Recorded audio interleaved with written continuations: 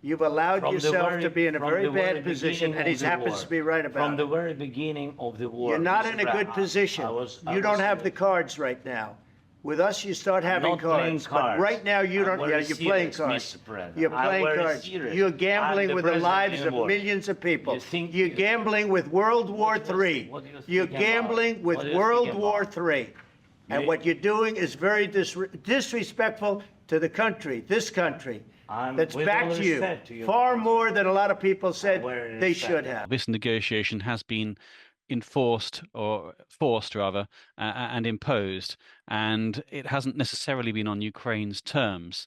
So I think that they are playing a waiting game to see if the situation will relent somewhat, the pressure will relent somewhat, the conditions are better for entering into negotiations, rather than rushing into it simply because on the whim of a US president. You haven't been alone. You haven't been alone. We gave you, through this stupid president, $350 billion.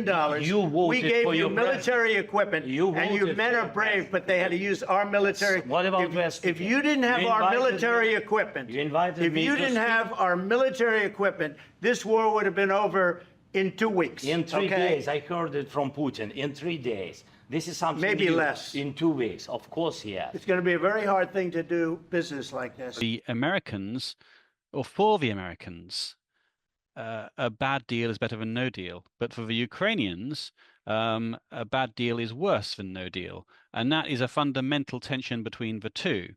So there will need to be some form of impasse break in order to move this forward. President Zelensky can't sell out his country for personal and patriotic reasons, even if he's willing to cede power in order to get some form of compromise from the Americans. That would work, but it's not yet working for the Americans, who are doubling down on the restrictions they're placing on the Ukrainians, of course.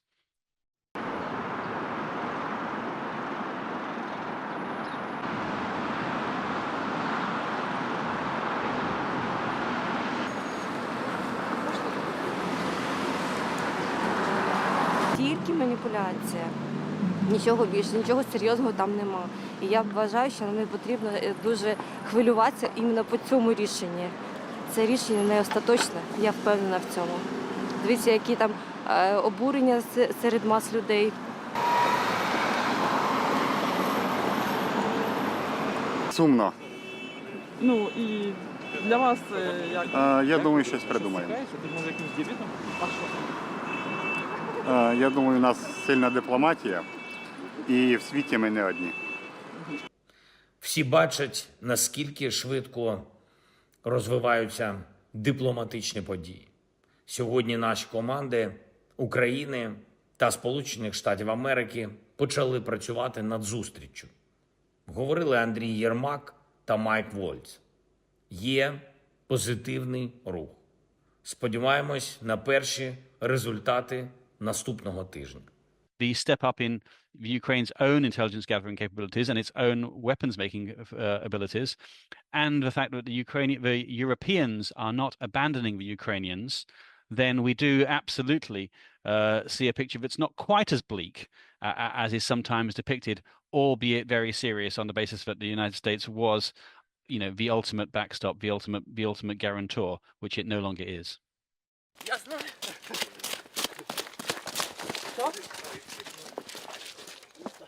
Гармата! Постріл.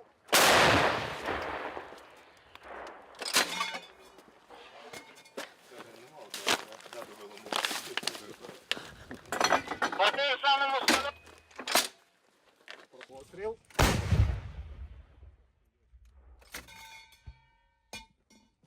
Zelensky's resignation would not mean that he would be automatically replaced by a Russian puppet, except in the event of a total Ukrainian defeat in the war, of course. There are other Zelenskys out there. There are other talented individuals who will need to defend the country's territorial integrity and independence.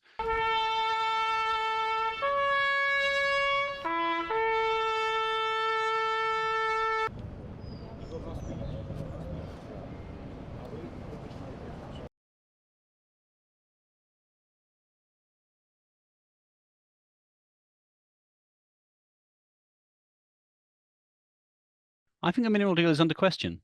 For a start, if the Americans are withdrawing with one hand, it puts less pressure on the Ukrainians to do a deal. On the other hand, it is, to be fair, the Ukrainians do want to salvage something from the relationship.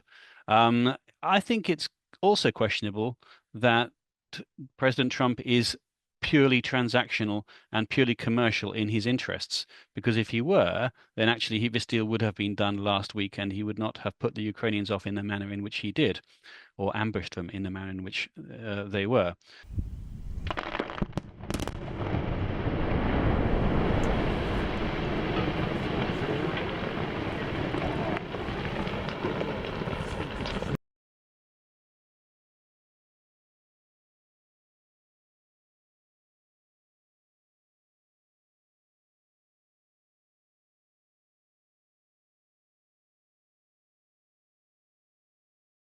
Saudi views itself as a middling to great power, and obviously a great power in energy and financial terms. And its motivations are indeed principally commercial. It's going to be a difficult one. Ultimately, the Ukrainians aren't going to let themselves get pushed around by a mediator that they don't entirely trust. But then again, the Russians don't trust any mediators either, for what it's worth.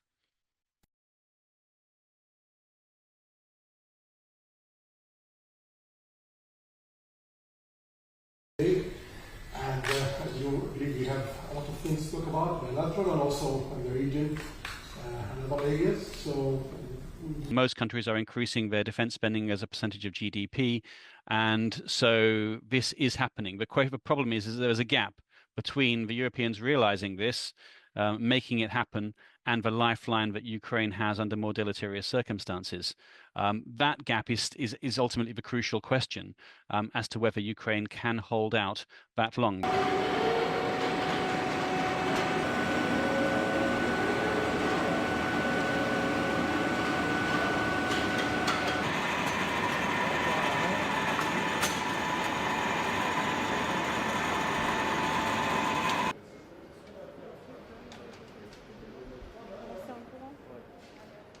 yes.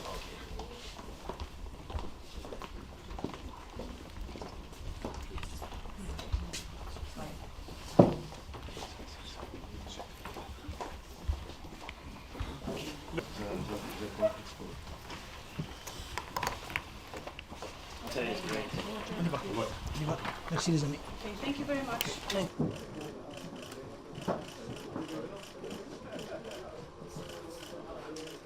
Со времен Наполеона, нашествия Наполеона. До сих пор кому-то не имется все. Есть еще люди, которые хотят вернуться к временам Наполеона, забывают, чем это закончилось. The Russians, of course, have been emboldened and encouraged by recent moves from the US. That gives them a morale boost and the ability to stay in the game longer. On the other hand, summer is coming. It does get a little bit easier in those physical conditions, and Ukraine has been stockpiling in the knowledge that this was likely to happen, and can therefore hold out probably longer than many people assume.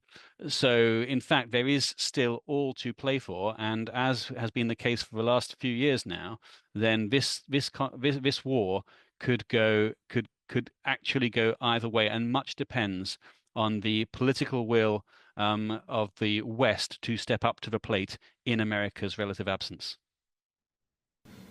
Well, I think what's going to happen is Ukraine wants to make a deal because I don't think they have a choice. I also think that Russia wants to make a deal because in a different way that only I know, they have no choice either.